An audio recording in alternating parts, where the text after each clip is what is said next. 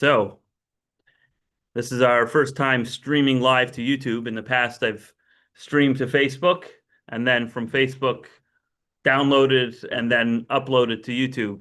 But because Facebook lately doesn't save videos, it's Okay. become a little more challenging. So, okay, I don't want you over here. Okay, I think we're still streaming. Yes, we are. Okay. It's just I had two things playing at the same time. I had the Zoom playing and then the YouTube playing. So just tech guy. All right. Fixed it. Yeah. Okay. Yeah. Thank you. All right. Sometimes I talk to myself. Me. All right. Consider the quality of the conversation. So um today's topic is how to talk when people won't listen. Abraham was an expert in that. Um, he established a way station in Be'er Sheva, which was a hospitality center for people from all over the world. He didn't just serve them food, but he also spoke with them about the meaning of life. Look at that. It coincides with our other class this week. Talked about gratitude and about the one who gives them all this goodness. But sometimes it didn't work so easily. People who didn't want to listen, didn't want to thank God. And then Abraham pulled a fast one and he told them, you got to pay. And suddenly they started thinking very differently. Like, well, I thought it's all free. It's like, well, God, if you believe in God, then it comes for free. If not, then we believe in capitalism. And here, where else are you going to get a meal? If you go to the airport, you want to buy a bottle of water, $8.99. Where are you going to get a bottle of water? They told you to spill it out at security, right? It's all one big conspiracy to make some money, right? So what lies behind this whole story? Why did he have such a firm rather than gentle approach? Um, and through the Rebbe's teachings, we're going to learn that this story is actually much deeper. And sometimes it's precisely a moment of a shakeup, a difficulty, or some external pressure that finally succeeds in revealing something that's deep down inside of us, which is faith, goodness, an inner spark of holiness shining within us. So let's start with source one. Abraham planted an ashel in Be'er Sheva. There he proclaimed the name of God, the God of the universe. So what's an ashel? So the Talmud explains. Why don't you read, Peter? Source two. Abraham planted an ashel in Beersheba. Lakish said, this teaches us that Abraham planted an orchard with all kinds of delicious produce. Rabbi Yehuda and Rabbi Nekyama debated this. One said it was an orchard. The other said it was an inn. So was it an orchard or was it an inn? What's that story? Is it a sheep or is it a dog? Okay, fine. So what does Rashi say? Planted for the benefit of the passerby. Inn for guests to rest. Eshel is an acronym for Achila, Shatia, and Levaya, food, drink, and escort. He would feed them, give them to drink, and escort them on their way. And by the way, this is where we learn that true hospitality includes seeing people to the door or even walking them part of the way, whatever it might mean. When you have guests, you don't just say, okay, sayonara, but you get up and I try to do that when possible. Actually, yeah. Japanese walk you outside. Wait till you get in your car and then wave while you drive away. Okay. So you should sign that comes from Judaism. Right, absolutely. They will stand on the curb and wait for you to leave. So you've got to leave in a hurry. You can't sit in your car and fiddle. They're going to be standing there waiting. Very interesting. Yeah, and lots of cultures and families have different traditions. In my wife's family, whenever somebody heads off to the airport and as the car is pulling out of the driveway, everybody stands there and gives them the priestly blessing, Yivarechecha Hashem Yishmerecha. So that everybody has their own little way of tweaking it, but this all comes from Abraham, who didn't just give them to eat and drink, but he also escorted them on their way. And just to continue, there he proclaimed the name of God, the God of the universe. Reish Lakish says, do not read this as proclaimed, but that he caused others to proclaim God's name. Vayikra means he proclaimed. Vayakri means he caused others to proclaim. How so? After Abraham hosted them, they rose to bless and thank him. Did you eat my food? He asked them. You ate God's food. Thank and bless the one who uttered the world into being. So, what did he do with the recalcitrant guests who refused to thank God? So he had an original solution. Source 3, Larry. Abraham hosted the passerby. When they ate and drank, he told them, "Bless God." "What shall we say?" they asked. "Say, blessed is the God of the universe whose bounty we ate." If they followed suit, they would eat, drink, and go on their way. If they did not, he would request payment. "How much do we owe you?" they'd ask. "One jug of wine is 10 dinar, 1 liter of meat is 10 dinar, and a loaf of bread is 10 dinar. Who gave you wine in the desert? Who gave you Desert. meat in the desert? Although wine with dessert sounds nice. Even in the desert sounds good. Who gave you meat in the desert? Who gave you bread in the desert? In other words, he's like, this is the going rate. The going rate in the airport for a water bottle is $8.99. The going rate for a steak in middle of the desert, where the next hotel is 400 miles away, is I have the steak, you have money. Right. I'll give you the steak if you give me all your money. That's pretty much how it goes. When the guests realized their predicament, they said, "Blessed is the God of the universe whose bounty we ate." All right. He had them in a trap and they had to pay. So the obvious question is, what's the point of this? What's the point of forcing somebody to be grateful? Right? I understand you tell a child, say thank you. Somebody gave you a present. Make sure to say thank you, right? After your bar mitzvah, your parents sit you down and they say, I want you to write all these thank you letters to all 150 people who came to your bar mitzvah and wrote you a check. You have to sit there and write 150 thank you letters. Why? I don't know these people, but yeah, you have to train people to say thank you. But over here, we're not talking about children. We're talking about adults. What's the point of forcing people? And let's be honest, he blackmailed them into saying thank you, right? So that's the Rebbe's question over here. Peter, if you want to read, unless Joe, if you're up for reading. Where are we? Page 3, the Rebbe. Three, the Rebbe. What's the point of a statement under pressure? Their statement, "Blessed is the God of the universe," appears to have been made merely out of necessity, so they would not have to pay, and not because they truly decided in their hearts to make a blessing.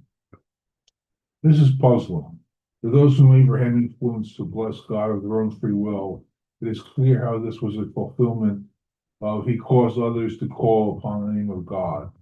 Regarding those whom he compelled to bless, what value could there be in their mere verbal declaration once in Abraham's presence? Blessed is the God of the universe. How can we say that through this Abraham made the name of God known in the world when they still lack any true acknowledgement of the Creator? Right. In other words, what's the point? So to explain, the Rebbe says, we'll preface with the story of the spies. So before the Jewish people entered the land of Israel, Moses sent scouts to evaluate the land. And when they returned after a 40-day trip, they had a very depressing report. I think all present here are familiar with the story of the spies, right? So you see in text 4, that's basically they intimidated everybody. It's scary. The land is big. The people there are big. We're not going to be able to conquer it. That's the bottom line. So let's skip that text and go straight to Rashi, who says, stronger than us. The word for us is mimenu. Mimenu, not my menu, but mimenu. Us should actually be read as mimeno, stronger than him, referring to God. In other words, the spies were saying that the nation in Canaan, the Canaanites, are stronger than God. So what happened? The entire community raised their voices and shouted, and the people wept that night. All the Israelites complained against Moses and Aaron. The entire community said to them, if only we had died in Egypt, or if only we had died in this desert. Why is God bringing us to this land to fall by the sword? Our wives and children will be spoils of war. Is it not better for us to return to Egypt? So God became very angry at the Jews' lack of faith and told Moses that the spies would die immediately in a plague, and the entire nation will be punished. They won't die, but they're going to remain in the desert for 40 years. And during that time, eventually, all the adults will die, and only the next generation would enter the land of Israel. So the spies died immediately, but not everybody. And so Moses tells this to the people, and Moses relates all these words to all the Israelites. The people mourned greatly. They arose early in the morning. They had a change of heart. They ascended the mountaintop, saying, "We're ready to go up to the place that God had said He would give us, for we have sinned." Shkoyach, too little, too late, as they say, right? So let's see what the Rebbe says about this, Larry. Or did we skip you? Go ahead. Is this source 5? Um, Or do you want what the Rebbe says? what the Rebbe says. The spies initially said, "For they are stronger than us," which the sages interpret as meaning stronger than him. The people wept and said, "Let us appoint a leader and return to Egypt." But after Moses spoke, meaning he rebuked them with harsh words, then the people mourned greatly and said, "We are ready. We will go to the place that God said He would give us." Okay. So the Alter Rebbe asks in Tanya, what changed? Why did they suddenly believe in God's power after hearing the punishment? Right? It seems like they were kind of coerced into believing, right? Yeah. You see the correlation over here? Let's see in the Alter Rebbe's words in source 5, Larry. Changed. Indeed, we find this explicitly stated in the Torah in connection with the spies sent by Moses to scout out the Holy Land. At the outset, they declared, "For he, the enemy, is stronger than us." And interpreting the word memenu, the sages say, "Read not than us, but than he," meaning that they had no faith in God's ability to lead them into the Holy Land. But afterward, they reversed themselves and announced, "We will readily go up to conquer the land." How did their faith in God's ability return to them? Moses had not shown them any sign or miracle which could restore their faith. He had merely told them that God was angry with them and had sworn not to allow them to enter the land.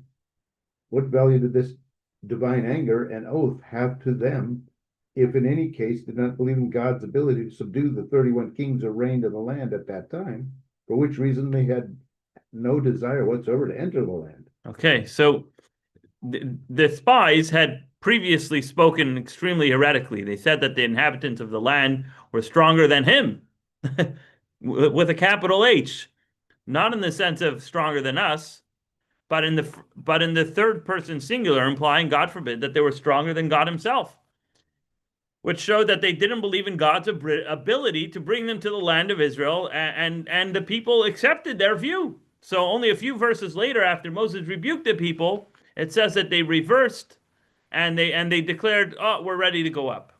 So where did this renewed faith in God suddenly come from?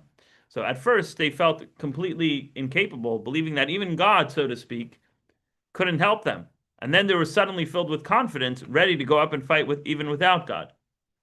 So surely then, why don't you continue? Surely then, the explanation is as follows. The Jewish people themselves are believers, the descendants of believers. Even while they stated the enemy is stronger than he, their divine soul still believed in God. So they were just paying lip service to their lack of faith.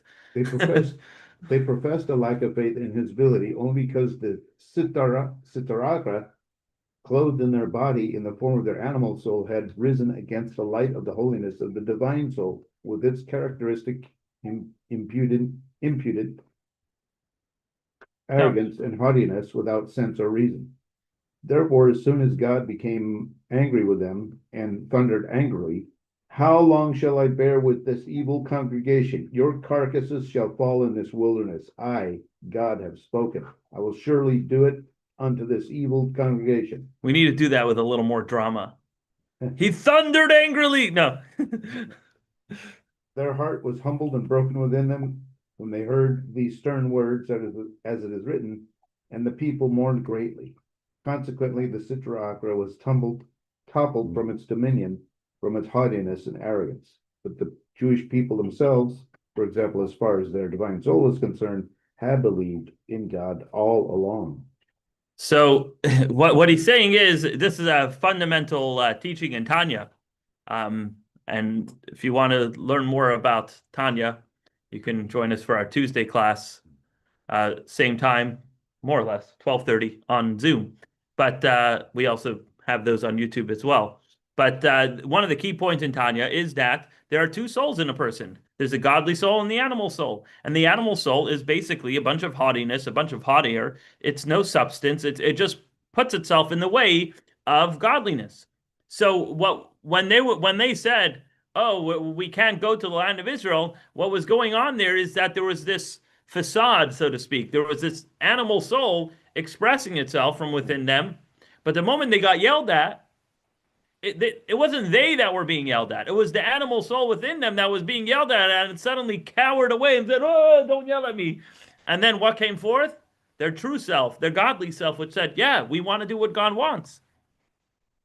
And they regretted what they had previously stated about not wanting to go to Israel and not trusting that God can figure it out. So sometimes it takes a little harsh rebuke. It takes a little yelling to put the troublemakers at bay and to let the good side come out to the fore, which connects to the following surprising story, especially when you think about how Chabad Hasidism is all about love and bringing people close. But here we see an approach where that wasn't exactly the case. Peter, you want to read page 7, the story with the Rebbe Rashab, who I'm named after, the 5th Lubavitcher Rebbe. Okay, becoming a vessel for blessing. I can't help you. Along these lines, we can also explain the story told by Chassidim about the Rebbe Rashab, which took place at the beginning of his leadership. A man came to the Rebbe for a private audience and asked for his blessing regarding a very important matter that required great mercy from heaven. But the Rebbe replied he was unable to do anything about it and could not help it. Hearing this, the man left the Rebbe's room and broke down in bitter tears. Imagine, like, you lost all hope. You finally are like, that's it. I'm going to go to the rabbi, this holy saint. He's going to, he has special connections, and that's my last hope. And what does the rabbi tell you? Even I can't help you. As he walked and wept, he met the Rebbe's brother, Rabbi Zalman Aharon Raza, who asked him why he was crying so intensely. The man told him what had happened to him and how the Rebbe had responded. Raza went into his brother's room. As noted, this is the beginning of his leadership. And by the way, the Raza is an acronym for Reb Zalman Aharon. So he was the older brother. Okay. So he was like kind of mentoring his brother, who was the Rebbe. Okay. So Raza went into his brother's room. As noted, this was the beginning of his leadership, and said to him, "Is this an appropriate way to act? The person comes to you seeking a blessing, and you tell him you cannot help him until he is left crying in anguish." When the Rebbe heard this, he put on his garlet sash and asked that the man be brought back to him. When the man entered, the Rebbe blessed him, and that blessing was fulfilled in full. Mm-hmm. Oh. Seems mysterious. Little side note. Yeah. Very Japanese. Japanese people, they act badly, right? And then when they get rebuked and yelled at, their performance goes way up. Every time. It's this cultural thing over there. Very interesting. Oh, that's right. Okay. At first glance, this is difficult to understand. Why did the Rebbe initially refuse to help this man? And in such a sharp manner that broke his heart. Even if, hypothetically, the Rebbe truly could not help him, he could at least have offered words of comfort and encouragement in the spirit of the sages, saying, even if a sharp sword rests upon a person's neck, he should not withhold himself from seeking mercy. in other words, even if he couldn't give the guy a blessing, give him at least hope, right? Don't just shoo him away and say, sorry, can't help you. Have a nice day.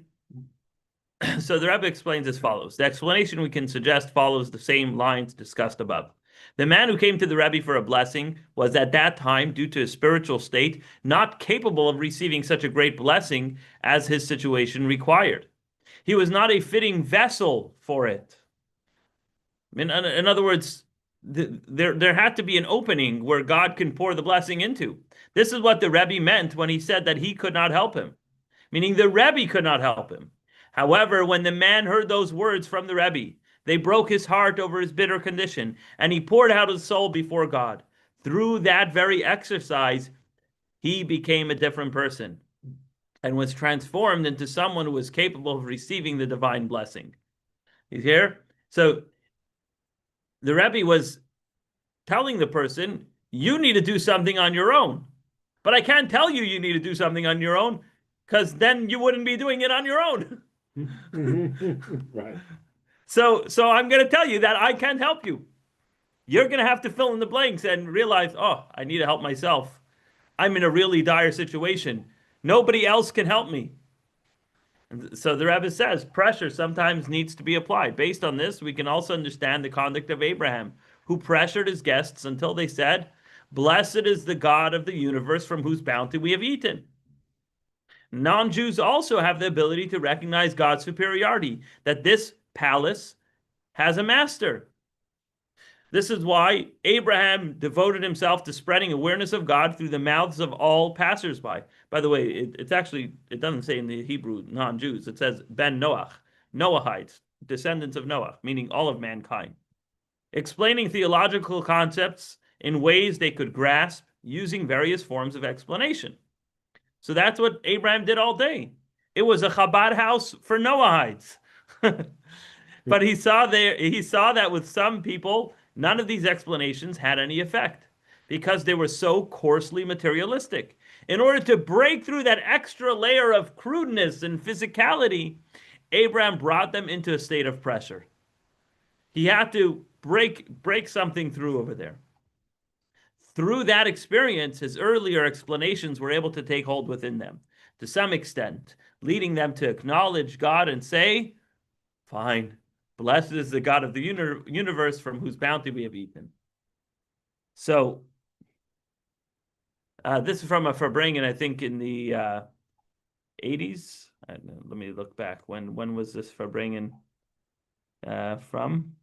No, 1970 or 69. But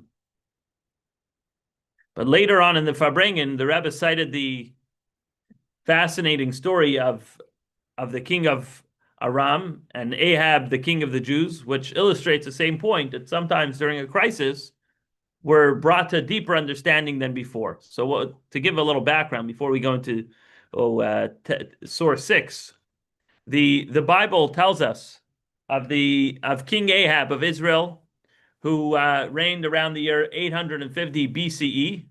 And Ahab worshipped the Baal, which was a pagan idol, and spread idolatry throughout the land.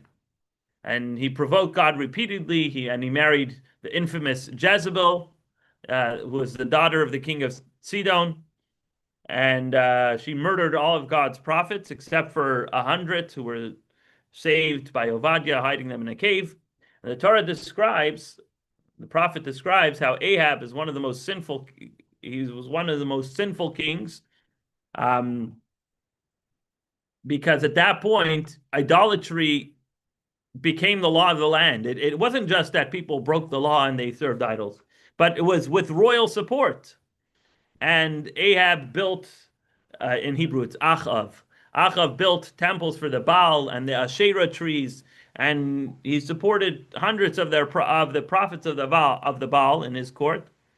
And Jezebel, who was a princess from Sidon, she continued to advance pagan worship and persecuted God's prophets cruelly and relentlessly. And at that time, the regional superpower was the kingdom of Aram. Aram, that's also where Abraham was originally from, Aram Naharaim, Aram by the rivers, which is modern-day Syria. And during Ahab's reign, Ben-Hadad, who was the king of Aram, fought against Israel 3 times. The first time he formed a coalition with 32 kings in order to besiege Samaria. And he sent messengers to Ahab as follows. Joe, you want to read for us the bottom of page 9? Source 6 at the bottom of page 9. He sent messengers to Ahab, the king of Israel, into the city. Keep going. He said to him, thus said Ben-Hadad, your silver and gold are mine. Your beautiful wives and children are mine. And the king of Israel answered him and said, as you say, my master, the king, I am yours, as well as all that is mine. And the messengers returned and said, thus said Ben-Hadad, I have said to you, saying, your silver and your gold, your wives and your children, you shall give to me. But at this time tomorrow, I will send my servants to you, and they will search your house and the houses of your servants. They will put the delight of your eyes in their hands and take it away. Okay, so the king of Israel summoned all the elders of the land and said, please realize and see that this man is looking to cause harm, for he has sent to me for my wives, my sons, and my silver and gold, and I haven't denied him. And the elders and all the people said, no, don't obey, don't consent. As it continues, he said to the messengers of Ben-Hadad, tell your master the king, all that you sent to your servant at first, I will do, but this matter I cannot do. And the messengers went and brought the message back to him.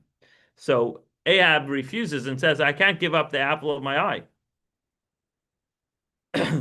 So what is this? After giving up all the gold, silver, and women. So let's see source 7, the Talmud explains. Peter? Rabbi Yochanan says, why did Ahab merit to reign for 22 years? Because he revered the Torah, which was given with 22 letters. How do we see this? As the verse says, I will send my servants to you, and they will search your house and the houses of your servants, and the delight of your eyes they will put in the hands and take it away. And he said to the messengers of Ben-Hadad, tell your master the king, all that you sent to your servant at first, I will do, but this matter I cannot do. What was the delight of his eyes that he would not turn over? A Torah scroll. He was prepared to give up everything else, but not the Torah scroll, and thus his kingship lasted. Wow. So because he was, even though he was willing to give up everything, but he refused to give over the Torah scroll to the Gentile king of Aram. So this same Ahab, who had established idol worship throughout Israel, he built idols for the Baal and the Asherah, pagan worshiping, and he killed the prophets of God. This same man, who had fought against everything connected to God, suddenly felt this inspiration to say, how could I possibly give him the Torah scroll? So, and he tells him, I'm willing to give you everything, but the Torah scroll, never. And that actually led to war. This wasn't some strategical over the Torah scroll, because, well, it was also over the chutzpah that he had to say, I'm not going to give you my most precious possession, the Torah scroll. And so the Medrash tells us what happened in heaven at that time. Source 8. At that moment, a Torah scroll ascended and beseeched before God, saying, Master of the universe, does the one who had mercy on me deserve to be handed over to Ben-Hadad? Immediately, behold, a certain prophet approached Ahab, the king of Israel, and said, So said the Lord, have you seen all this great multitude? Behold, I am giving them into your hands today, and you will know that I am the Lord. So, in other words, in the merit of his self-sacrifice, and he literally instigated a war by refusing to give over the Torah scroll. But in the merit of that self-sacrifice, he was saved and he actually won the battle. So we have to make sense of all of this. And on the one hand, the day earlier, he had 5 seconds ago, as we say, he fought against everything written in the Torah. He fought against the second commandment, you shall not have no other gods before me. But suddenly he's willing to give up everything except the Torah scroll. What caused this change? So the Rebbe has the answer for us. Joe, yeah. Question. A Torah scroll ascended and beseeched before God. Torah scroll in heaven, Torah scrolls talk. Okay. So got it. Yeah. I didn't know they talk. In this physical world, we're limited by, you need like lips and a throat and lungs to be able to talk. Right. In heaven, conversations happen with anything and anyone. Okay. They're not limited by this physical world. Right. Ben-Hadad. Ben-Hadad. There's Ahab. I'm referring to Ahab. Ahab, Okay. yeah. Okay, so he sent messengers to Ahab, king of Israel. He said to him, thus said Ben-Hadad. He's Is that the as, son? as any son of Hadad, yeah. The son of Hadad, that's the name of the Syrian king, So is talking about himself in third person. Uh, Or sorry, it's the messenger saying. yeah, messenger is saying, yeah, he sent messengers to the king So of Israel, Ahab, the king of Israel, and then he said that he said to him, the king of messenger Israel, said to Ahab thus said Ben-Hadad, that Ben-Hadad said the following. so the son of the king of No, Israel. the name of the king was Ben-Hadad. So The name of the Syrian king was Ben-Hadad. The name of the mixing him up. Sumerian Jewish king, Ahab. the idolater Jewish king, was Ahab. Right. So one's a Gentile, one's Jew. Exactly. One's Not in a good- Israel. Not a one- very good Jew. No. Fair to say Still that. valued, but he still valued hanging on to his Torah scroll. Exactly. Why nobody names their kid Ahab or Jezebel. Yeah, I haven't seen that. Except for Moby Dick. That's why they That put was that Captain name in there. Ahab. That's why they put that name in there.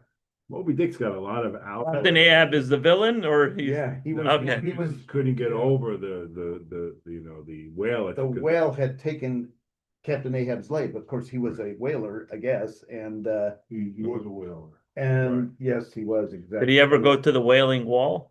No, Probably he after losing would his have done leg, much yeah. better if he did, right? That's what that was. That story's loaded with symbolism. Yeah, Well, yeah. So Ahab is definitely a villain, but over here we're saying that he had some silver lining. But let's make sense of this. We're up to page 11, the Rebbe. Joe, it's your turn. Yeah. It was no secret that Ahab conducted himself completely contrary to the Torah. He transgressed every commandment and even killed all of God's prophets. Yet, when a foreign king told him, "Give me the light of your eye," meaning the Torah scroll, that demand stirred him to proclaim openly and simply, "This I cannot do." Okay, so why is that? Keep reading.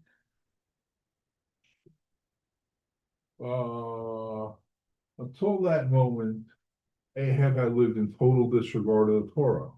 When other Jews tried to influence him, they could not move him at all. Normally, a Jew is affected by the words of another Jew when those words come sincerely from the heart. But Ahab remained unmoved even by heartfelt words. What did affect him was when a non-Jewish king demanded of him, "Give me the light of your eye," referring to the Torah scroll.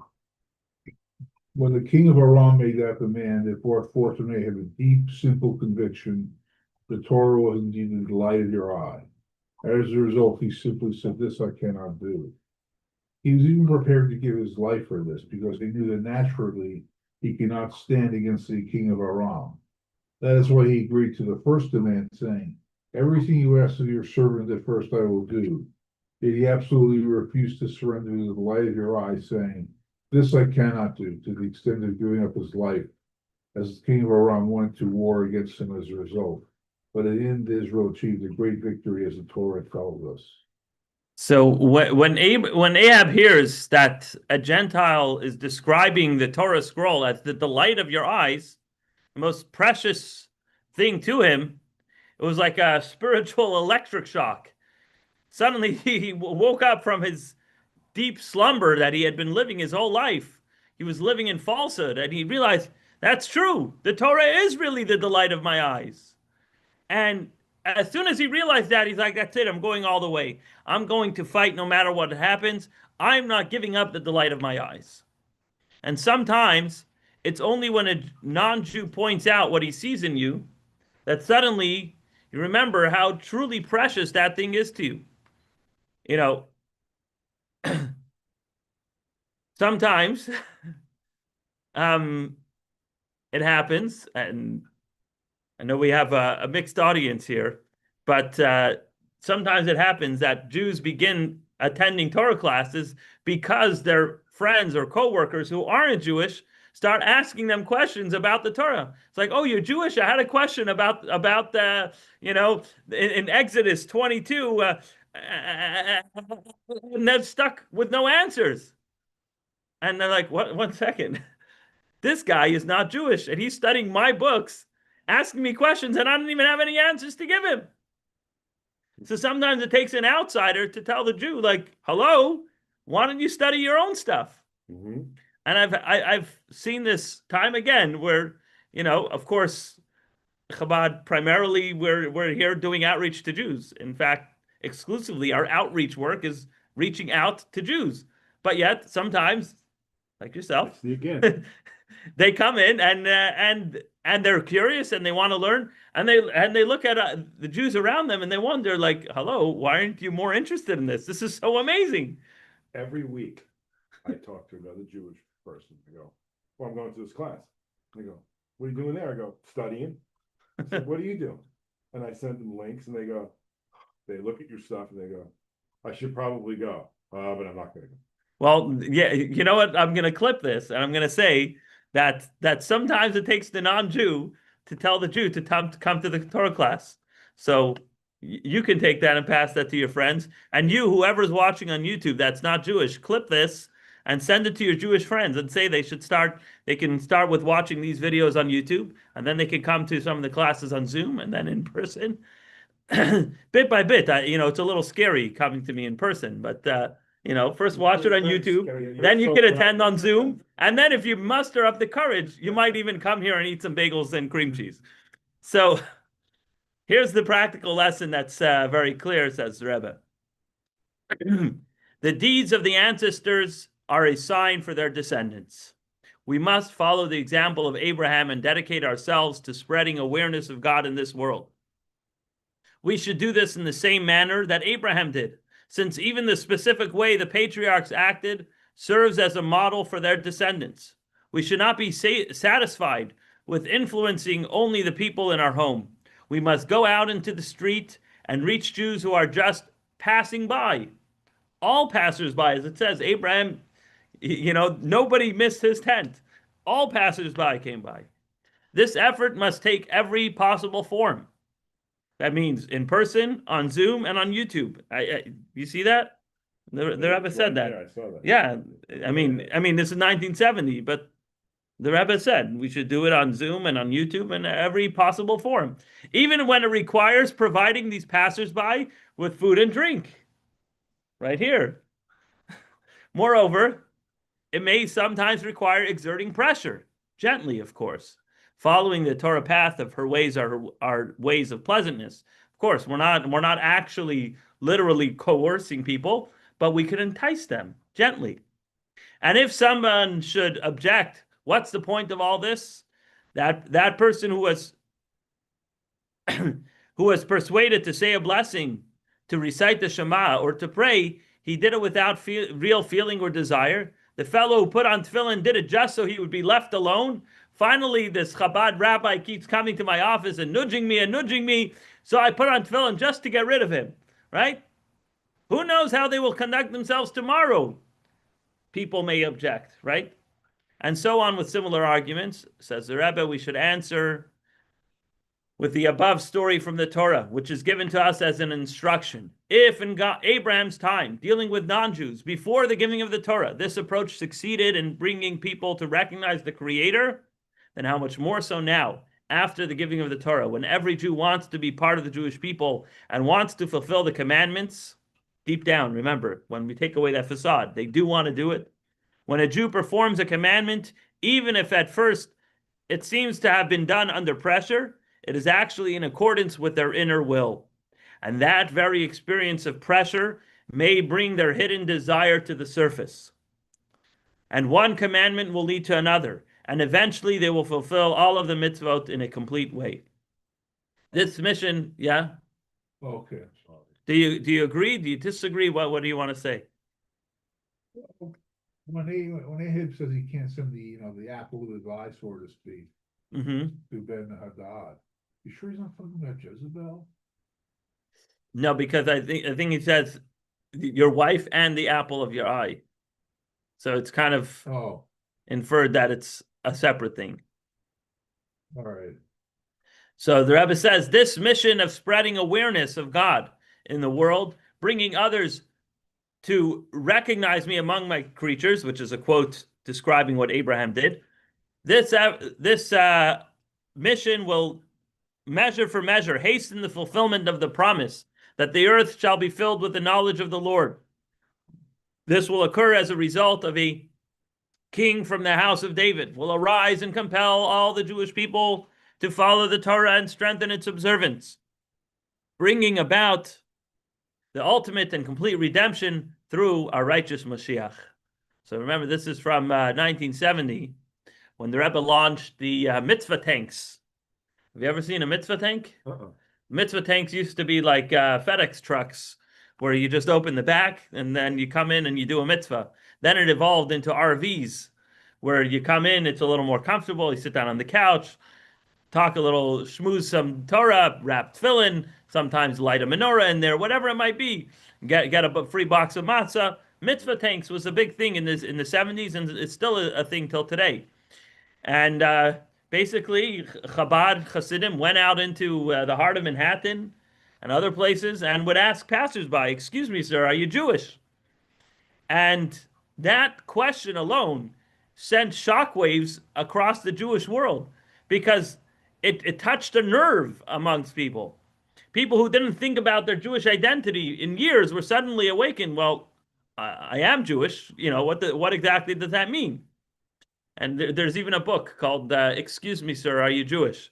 And it's basically a collection of these stories of this Chabad outreach going to people and just coldly, well, very warmly, but I'm saying, just out of the blue, asking them, "Are you Jewish?" And so in the middle of the noisy streets, big signs, screens all over Times Square, music playing from every store out there. That was, suddenly this electric jolt that people had in their lives, like, oh, wait, I am Jewish. So, everybody reacts differently. Some people react warmly. Some people act shocked. Some people, when they don't answer you, that the answer is probably yes. I'm telling you from experience. But sometimes it takes unconventional means. That's the bottom line. That to awaken the Jewish heart, sometimes you need to give a little, as we say in Yiddish, which means to give a shake, or give a tziter, which means like to give a tremble. Sometimes you need to really shake somebody out of their slumber to really say, "Hello, wake up. You're a Jew. You got to, that means something." Now, if you want to know what I think that means, I'm happy to tell you. But at least, for starters, ask yourself the question, what does that mean? If I'm Jewish, what does that mean? What have I done lately to acknowledge that fact? And that's a big part of really a key ingredient in the whole Chabad outreach method. It's not that we want to convert you to this or that. Of course, we'd love for every Jew, as the Rebbe said, the goal is that they should be observant in every single one of all the commandments. But it starts with, hello, wake up, right? Stop sleeping. Stop sleeping on your Judaism. Stop sleeping on your core identity. And this is what we learned from Abraham, because Abraham, ultimately, if you get to the core of what he did, was he woke people up. Now, sometimes he went with a classic method. Come in, have a bagel, have some mushrooms, some onions, some hummus. What do we have? Cherry tomatoes, peppers, a cold glass of water. Enjoy yourself. Abraham took it up. He gave people tongue, right? It says he gave the angels tongue and mustard and all sorts of good things. Delightful. And over dinner, they had a nice conversation and they talked about God and good, important, valuable ideas. But sometimes, if that didn't work, that's when he had to pull off some unconventional methods. That's when he had to charge them $8.99 for a water bottle. That's when he had to charge them $750 for a ribeye steak. Because listen, you ain't going to get it anywhere cheaper around here, right? The point is not that we should. The point is not that we have to follow that method exactly, but the point is we need to wake people up, and sometimes it takes unconventional methods, and that was the Rebbe's unconventional wisdom. That to get the job done, we got to do it however we got to do it. Again, not compromising our values. Important to reiterate: the Torah's path is path of peace. Mm-hmm. And we don't shock, we don't do shock, yes, but we don't intimidate, we don't blackmail, we don't do any of that. but we can certainly make people uncomfortable. That's okay. It's okay to be uncomfortable because sometimes that's what you need to really realize that there's a better way of living.